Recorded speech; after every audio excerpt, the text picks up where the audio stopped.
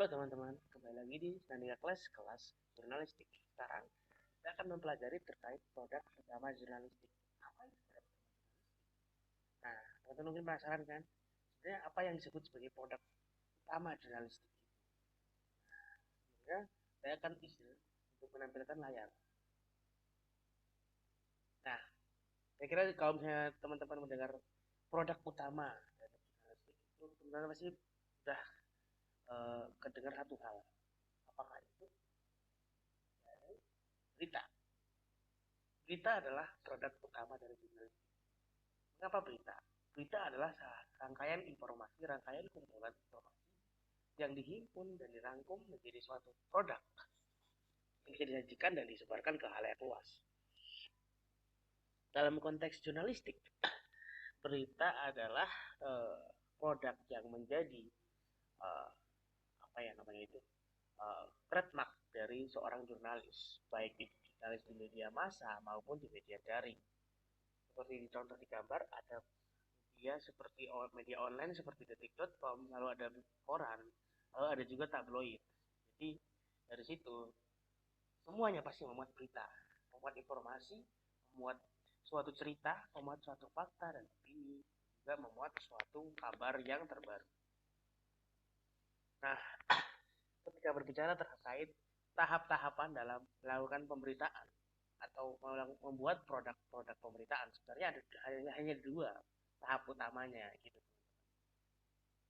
Yang pertama ini tahap hunting. Apa sih hunting?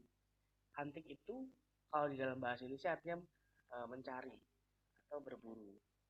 Nah, hunting ini dimaknai sebagai pengumpulan fakta dan data peristiwa yang bernilai berita. Jadi suatu peristiwa itu nggak semuanya bisa cocok dan layak menjadi suatu berita. Ada 4 yang perlu dipenuhi, yaitu aktual, faktual, penting, dan menarik. Aktual dan faktual artinya itu benar-benar suatu yang benar-benar nyata, benar-benar terkini. Aktual dan faktual. Aktual itu berarti dia terkini sekali, sangat-sangat apa namanya hype sekali gitu. Dan faktual itu berdasarkan bukti yang nyata dan data yang benar-benar fakta. Lalu penting, berita ini penting nggak? Kalau misalnya beritanya nggak penting, meskipun itu beritanya fakta, ya udah kita bisa mengangkat dan menarik. Penting dan menarik. Jadi ini sebenarnya dua hal yang berbeda gitu. Kalau menarik itu artinya dia menggoda untuk dibaca, menggoda untuk disimak. Tapi kalau penting, ini urgent sekali untuk disimak. Jadi kedua hal ini jangan sampai tidak dimasukkan di dalam satu pemberitaan. Selanjutnya, unsur-unsur berita itu ada 6 teman-teman untuk mendapatkan berita yang bagus dan berita yang layak sebarluaskan. Menggunakan unsur 5W H2H. Apa itu 5W H2H? Yang pertama adalah what. Apa yang terjadi? Apa yang terjadi sebenarnya dalam suatu pemberitaan ini? Apa fakta yang ada terjadi di lapangan? Misal ketika PPKM diperpanjang, apa yang terjadi? Pemerintah melakukan pengumuman perpanjangan dari PPKM. Itu yang terjadi. Lalu selanjutnya adalah who. Siapa yang terlibat dalam kejadian itu? Dalam satu kejadian pasti ada pelaku, ada saksi, ada juga orang yang mungkin kalau misalnya dalam kasus kriminal berarti korbannya. Nah kalau UU ini bisa kita ambil contoh kayak di PPKM misalnya. Siapa yang terlibat dalam kejadian PPKM? Pemerintah yang mengumumkan. Kemudian pengusaha atau bisnis UMKM itu yang terlibat atau terdampak dari PPKM. Kemudian ada polisi dan juga aparat keamanan yang menjaga uh, ketertiban di PPKM seperti itu.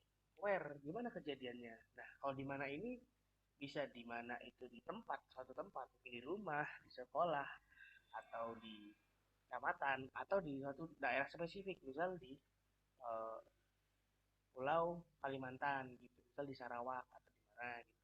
Jadi emang dan dimanapun tempatnya bisa keterangan tempat spesifik ataupun tempat yang general, misal berada di rumah atau berada di sekolah. Nah, lanjut lagi ke when. Kapan terjadinya kejadian? Jadi kita harus spesifik nih. Kita nggak boleh menyampaikan berita tapi kita nggak tahu itu kapan terjadinya berita itu gitu. Baik itu kapan harinya, kapan uh, waktunya apakah itu pagi, siang, sore, malam, atau jamnya juga, lalu kemudian tanggal berapa di tahun apa, dan baru kelihatan kalau itu adalah berita yang proper atau berita yang layak untuk diberitakan. Why? Selanjutnya adalah why, kenapa hal itu terjadi, kenapa berita ini dimuat, kenapa kenapa PPKM itu diperpanjang misalnya, karena mungkin kasus COVID-19 di Indonesia belum baik gitu misal, atau kenapa polisi menertibkan PPKM karena PPKM dinilai perlu untuk menekan laju arus penyebaran kasus COVID-19 di Indonesia misalnya.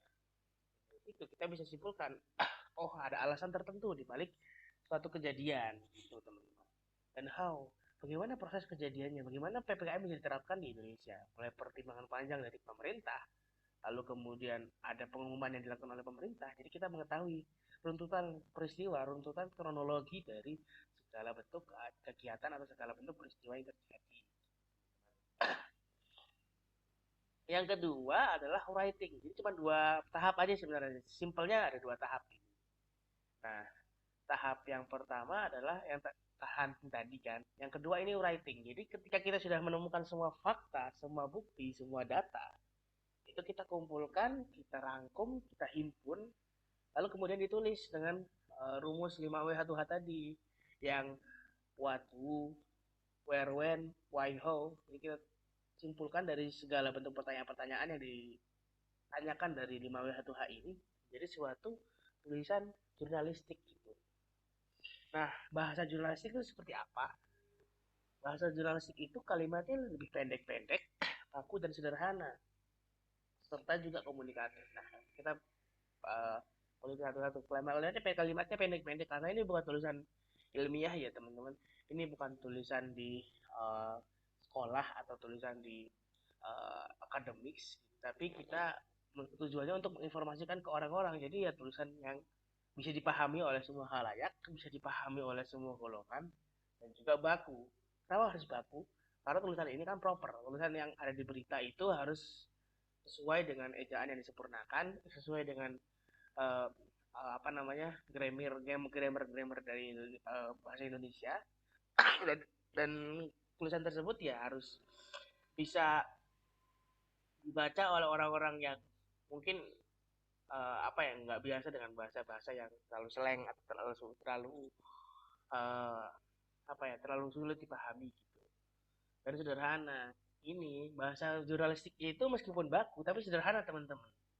Kenapa sederhana? Karena bahasanya itu tidak terlalu meninggi gitu, nggak terlalu banyak istilah ilmiah, nggak terlalu banyak teori, tapi kita lebih ke banyak menginformasikan gitu.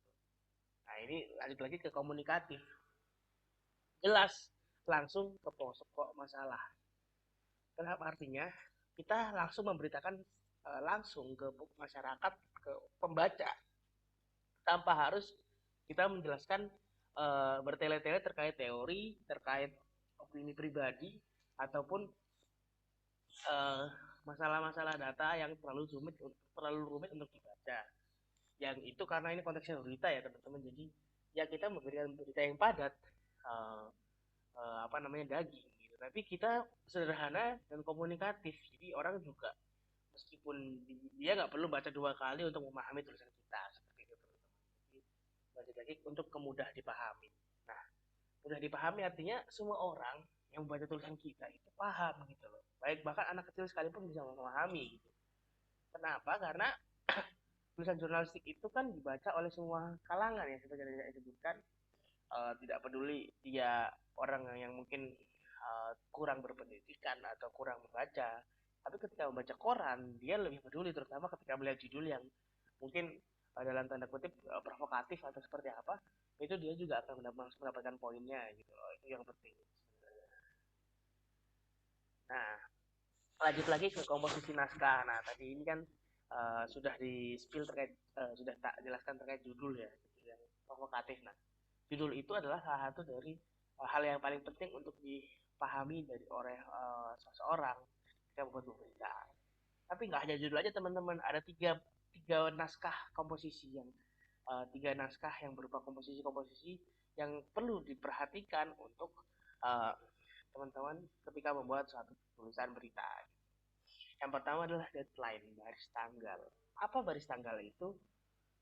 Itu berupa informasi terkait nama tempat berlangsungnya peristiwa atau tempat berita dibuat plus nama media. Jadi kita menjelaskan di atasnya sendiri itu peristiwa ini terjadi di mana, beritanya dibuat di mana, medianya apa, seperti itu simpelnya. Nah, jadi dari situ kita bisa menilai atau kalau kita sebagai pembaca kita bisa menilai oh ini beritanya ada di sini, beritanya dibuat di sini, medianya dibuat oleh siapa, detik.com atau Tempo atau Kompas misalnya. Nah, lanjut lagi adalah lead atau teras. Lead ini adalah pembuka dari paragraf. Paragraf pertama yang isinya adalah bagian paling menarik atau hal yang paling menarik. Uh, sejak di awal kita sudah menjelaskan hal yang memang benar-benar menjadi pokok pembahasan gitu, langsung di situ. Yang kemudian kita bahas, kita urai lagi jadi bagian yang paling mungkin bisa menjelaskan judul. Dan dari situ kita juga bisa melihat atensi seorang pembaca itu seperti apa ketika melihat judulnya, melihat terasnya ada atau melihat awal paragrafnya ada. Dan yang terakhir adalah baris atau isi. Nah, ini adalah penjelasan dari lead gitu. Sudah dituang di lead tadi. Jadi di teras, lead atau teras itu menjelaskan awalnya, clickbaitnya gampangannya ya, terus habis itu lebih rincinya lagi dijelaskan di baris atau isi. Nah, seperti itu materi kali ini, kurang lebih mohon maaf. Terima kasih.